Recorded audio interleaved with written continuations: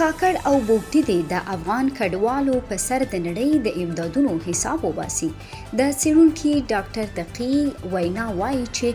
بیا به معلوم شي نمک حرام څوک دی. هغه د ډي ان اے د ټیسټ په هکله هم سرفراز بوګټي ته په جواب کې وویل که ته د افغانانو ډي ان اے وګورې زه ستا ډي ان اے ګورم. د یادولو وړ ده چې د پاکستان د کورنیو چارو وزیر ویلي وو کومو افغانانو چې پاکستاني شناختي کارډونه جوړ کړي ډي ان اے ټیسټونه یې کوو تر څو اصلي تابعیت معلوم شي. وایي د روانې اکتوبر میاشتې څخه وروسته هیڅ چاته اجازه نه ورکوو چې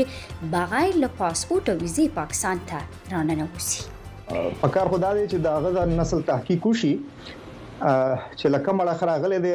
عام خلکو ته خدا معلوم دي چې د جی ایچ کیو په لیبارټری کې یو ټیسټ ټیوب کې دغه سیاسي پیدایش شوه دی او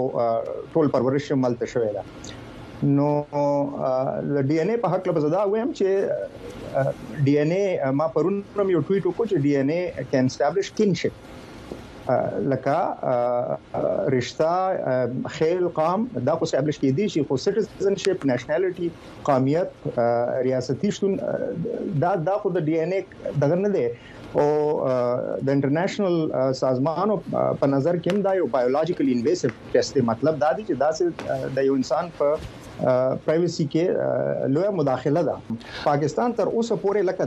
دا هیواد دی چې دنیا ته وایي چې ما افغان راوستي دي کډوال او ملمستیام کوم تر اوسه پورې پاکستان د ملګری ملتونو چې کوم کنونشنز دي هغه نه دي ساين کړي. پاکستان کې دنه داخلي توګه باندې د افغان ریفیوجیز په حق له یو قسم پالیسی نه ده. سرفراز بوګټي ته وایم کاکړ ته وایم چې او باسه پالیسی ما تو خایا هغه ته دا د چیلنج ورکوم چې 1980 نه تر اوسه پورې چې کم امداد د مهاجرینو افغان مهاجرینو د پاره راغله د دنیا نه دغه حساب ماته دی خو